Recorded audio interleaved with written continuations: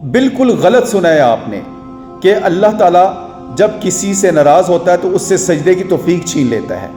नहीं मेरे भाई, अल्लाह रब्बुल इज़्ज़त तो देने वालों में से है, लेने वालों में से नहीं है। देखिए, अगर किसी बंदे से कोई गुनाह हो जाता है, कोई लग़ज़िश हो जाती है, कोई कोताही हो जाती है, तो बजाय इसके कि वो अल्लाह की तरफ रजू करे, अल्लाह के सामने सरेंडर करे, अल्लाह उससे सजदे की तौफीक छीन ले। ऐसा नहीं है।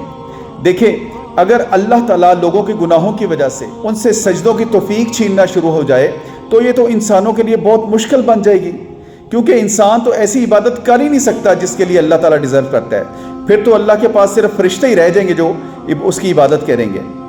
देखें, आपसे कोई गुनाह हो जाता है, आप गुनाह नहीं करना चाहते थे, आप भटक जाते हैं, आप भटकना नहीं चाहते थे, आप मायूस हो जाते हैं, मायूस नहीं होना चाहते थे, तो क्या इन सब हालतों में अल्लाह रब्बुल इज़्ज़त आपसे सजदे की तौफीक छीन लेगा?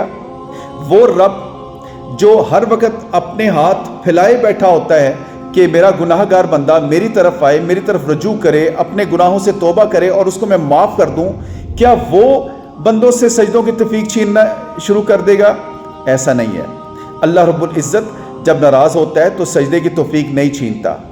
वो तो 70 माओं से ज़्यादा प्यार करने वाली ज़ात है। अल्लाह रब्बुल इज़्ज़त कुरान पाक में एक जगह पे फरमाता है, तुमने मेरी वैसी कदर ही नहीं की जैसे मेरी कदर करनी चाहिए थी। तो अल्लाह रब्बुल इज़्ज़त नाराज़ हो तो वो सजदों की तौफीक नहीं छीनता। बजाय इसके कि हम अल्लाह की रहमत को देखें, उसके करम को देखें, हम अपने छोटे से जहन से अल्लाह को जज करना शुरू कर दें कि अल्लाह नाराज़ होकर सजदों की तौफीक छीन लेता है। ऐसा नहीं है। वो तो बहुत रहीम है, वो करीम है, वो सजदों की तौफीक देने वाला है, सजदों की तौफीक छीनने वाला नहीं है। अल्लाह रब्बुल इज़्ज़त हमें समझ अता फरमाए। आमीन।